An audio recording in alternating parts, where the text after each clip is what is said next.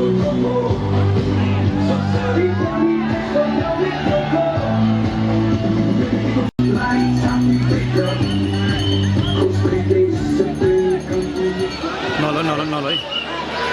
तपाईको आवाज सिंहदरबारसम्म पुगोस्। जय घन्टी। यति आवाजले सिंहदरबारले सुन्दैन। जय घन्टी। मकवानपुर उपस्थित सम्पूर्ण आमा बुवा दाजुभाइ दिदीबहिनीहरू, अब भन्ने भन्दा गर्ने दिन नजिक आउँदैछ। म खुसी छु। भन्ने भन्दा गर्ने दिन नजिक आउँदैछ। म खुसी छु।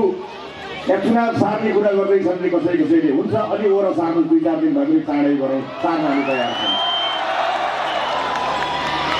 म यहीबाट सुरु गर्छु। लोकतन्त्रमा सबैभन्दा महत्त्वपूर्ण कुरा जनताको मत हो। जनता मत हाल्न तयार छ। कुनै पनि दलले न्यु खोज्ने काम गर्नु हुँदैन। जनताले जे दिन्छन् त्यही स्वीकार गरेर बस्ने। 1 नम्बर बनाए 1 नम्बर, 0 नम्बर बनाए 0 नम्बर। रासोपालाई मत परिणाम स्वीकारेछ।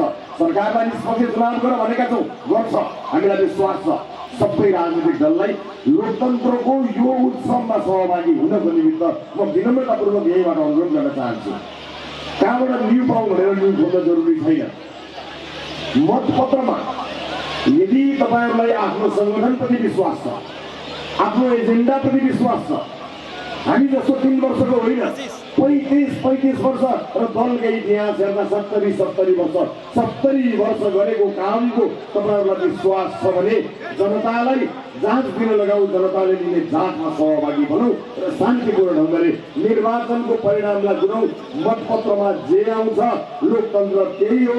जनता जे भन्छन् हामी त्यही भन्छौँ। त्यसैले 21 गतेको दिन मतक्रान्ति गर्नुपर्छ भनेको मैले। मतक्रान्ति, मतदान त धेरै गरियो, नेता धेरै जिताइयो, पार्टी धेरै जिताइयो, तर जनता जिताउने यो युग पुरेर आएको दिनलाई सदुपयोग गर्नुहोला।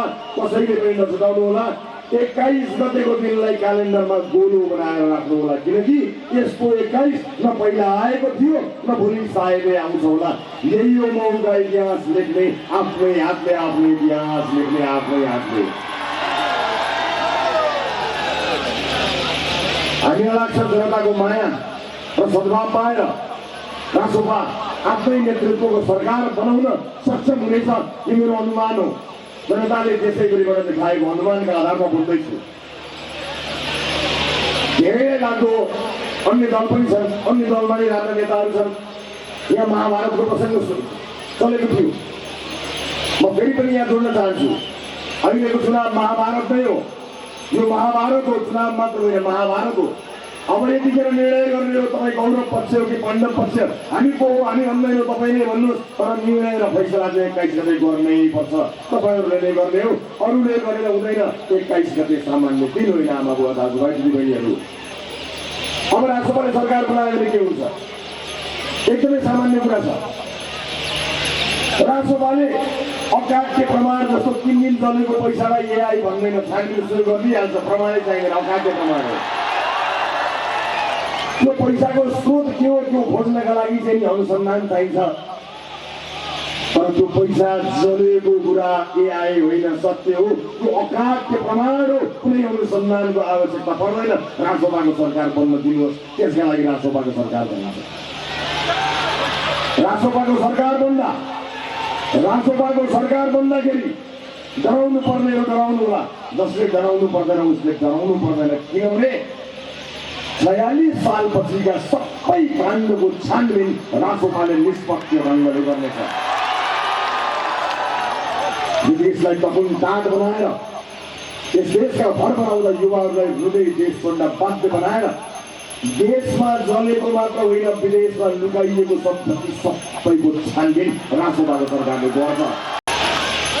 रासोपाले प्रतिशोध गर्दैन, तर कानुनी राज्यको स्थापना गर्छ। रासोपाले बनाएको सरकारमा शिक्षकहरू आत्तिनु पर्दैन। यदि राजनीतिक दलको संरक्षणले शिक्षकहरूको हकले संरक्षण हुन्थ्यो भने 35 वर्षसम्म तपाईँहरूलाई तपाईँको हक किन नदिरहेको, तपाईँहरू माइती घरमा नाच्दै गाउँदै किन जानु परेको, गर्दैनन्, ढोक्याउँछन्, मत हाल्नको लागि तपाईँलाई भोट बैंक बनाउँछन्। त्यसैले हामी शिक्षकहरूको सङ्गठन बनाउनु पर्दैन, तर शिक्षकहरूले हामीसँग चिन्ता गर्न पर्दैन। विद्यार्थीको हितका लागि शिक्षा नीति बन्छ, त्यसले शिक्षकको र कर्मचारीको हित गर्छ। तपाईँहरूले रक्कमको चिन्ता गर्न पर्दैन। किसानको सङ्गठनमा हामी बनाउँदैनौँ। पुरानो राजनीतिक दलले किसानको सङ्गठन बनाएका छन्, किसानहरू सङ्गठित पनि हुनुभएको छ। तर किन तपाईँको दुधहरू सडकमा पुगिन्छ, किन तपाईँको तरकारीले बजार पाउँदैन, किन तपाईँले मल पाउनुहुन्न, किन बिउ पाउँदैन? सङ्गठन बनाएर राजनीतिक दलको भोटर बैंक भन्नुभयो। एकपटक जनता भयो राजसभालाई विश्वास गरी हेर्नुहोस्, अनि तपाईँको दुध बाटोमा पुगिन्छ कि पुगिन्न थाहा पाउनुहुनेछ। मल बिउ बिजन बजार पाइन्छ कि पाइँदैन? राजसभालाई 5 वर्षका लागि मात्र मौका दियो होला, मात्र 5 वर्ष। 5 वर्ष स्थायी सरकार। एकवटा सिमेन्टको कुराकानी आयो। एकवटा सिमेन्टको समस्या म धेरै बेर लगाउँदिनँ। दलको कारिन्दा होइन, त्यो सिमेन्ट कम्पनीको एउटा मान्छे, सही मान्छे नेतृत्व फेर्ने बित्तिकै त्यसले उत्पादन सुरु गर्छ, मुनाफा सुरु गर्छ। निजी कम्पनीलाई पोस्ने काम जे भएको छ दलको कारिन्दाबाट भएको छ। दलको कारिन्दाले दल चलाउने हो, देश चलाउने होइन। राष्ट्रपाले त्यही गर्छ, मेरिटोक्रेसी स्थापित गर्छ। जसले कम्युनिस्ट भनेर आरोप लगाइरहनु भएको छ। म बताउन चाहन्छु, हाम्रा उम्मेदवार हुनुहुन्छ यहाँ प्रशान्त उप्रेतीजी। प्रशान्त उप्रेती राष्ट्रपाको सबैभन्दा कान्छो उम्मेदवार हुनुहुन्छ, सबैभन्दा कान्छो उम्मेदवार हुनुहुन्छ। म तपाईँलाई स्पष्ट पार्न चाहन्छु, यो देशमा हामीले 84 गरेका थियौँ। अन्य राजनीतिक दलहरूलाई कुनै हतारो थिएन, तर जेन्जी पुस्ताले गरेको विद्रोहले चुनाव आइपुग्यो र लगभग भ्रष्टाचारमा लिप्तहरूको पत्ता साफ हुँदैछ। त्यो जेन्जी समूहले गर्न सक्यो, त्यो आँट भएको युवाहरू हुन्। त्यसकारणले आलु काँचो र पपुलिस्ट होइन, देश प्रेमले ओतप्रोत भएका मानिसहरू यसपल्ट जोडिएका छन्। त्यस कारणले घन्टीमा भोट। म किन घन्टीमा भोट तपाईँहरूलाई बताउन चाहन्छु, किनकि सबभन्दा धेरै युवा घन्टी चुनाव चिन्ह लिएर उठेका छन्, त्यस कारण घन्टीमा भोट। गाईके परिवार यही चुनाव चिन्ह लिएर उठेका छन्, त्यस कारण घन्टीमा भोट। शहीद परिवार पनि यही पार्टीभित्र समावेश भएका छन्, त्यस कारण घन्टीमा भोट। कवि होस्, कलाकार होस्, मोडल होस्, रोल मोडल होस्, सबै यही चुनाव चिन्ह उठेका छन्। सिङ्गो देश जागेको हुनाले त्यस कारणले घन्टीमा भोट। देशमा जागरण आएको छ। यति जागरण आउनको लागि एउटा युथ पर्खिनुपर्छ। हामीले एउटा युथ पर्खेर जागरण ल्याएका छौँ। त्यसैले उपस्थित आमा बुवा दाजुभाइ दिदीबहिनीहरू, यो इतिहासले दिएको अवसरलाई यहाँहरूले सदुपयोग गर्नुहुनेछ भन्ने कुरामा म विश्वस्त छु। हामी विश्वस्त छौँ। यो न्याय हाम्रो लागि होइन, यो न्याय मेरो लागि होइन, यो न्याय पार्टीका लागि होइन, यो न्याय तपाईँले आफ्नो पुस्ताका लागि गर्नुपर्नेछ। यिनीहरू भनिरहेका छन् कल कारखाना बन्द भएर के हो, हामीले पासपोर्ट बनाउन दिउँ, मान्छे विदेश जान पाए भनेर गर्व गरिरहेका छन्। म तपाईँलाई बताउँछु, आफ्ना बुवालाई राम्रो जुत्ता लगाउनको लागि तपाईँले अरूमा पसिना बगाउनु भएको छ। त्यही पसिना बगेका कारणले बाले राम्रो जुत्ता लगाएका छन्। यिनको योगदानले होइन। यो कुरा हेर्नुहोस्, प्रत्येक दिन चोकमा गल्ली गल्लीमा बाआमाहरूले भन्नुभएको छ, बाबु हाम्रो परिवार अपूर्ण भयो, यही देशमा गरी खाने वातावरण बनाइदेऊ, गएका छोराछोरीलाई भित्र बाहिर नेपाल फर्कन सक्ने वातावरण बनाइदेऊ भन्नुभएको छ। प्रत्येक दिन हामी चोक गल्ली गल्लीमा यही सुनिरहेका छौँ। यो देशमा गरी खाने वातावरण बनाउनको लागि हामी काम गरिरहेका छौँ। र म यही मञ्चबाट स्पष्ट पार्न चाहन्छु, हामी नेपाली, हाम्रो देश नेपाल, हामी मागी खाने देश होइनौँ, हामी गरी खाने देश हौँ। हामी गरी खाने देश बनाउँछौँ। मागेर धनी हुने सपना हामीले देखेका छैनौँ। गरेर खाने देश बनाउनको लागि हामी लागि परिरहेका छौँ। उपस्थित आमा बुवा दाजुभाइ दिदीबहिनीहरू, म यो भव्य उपस्थितिमा आमा बुवा दाजुभाइ दिदीबहिनीहरू, हामीसँग आँट थियो, हामीले आँट गऱ्यौँ। यदि त्यो आँट नगरेको भए 2 ठुला दल मिल्ने थिएन।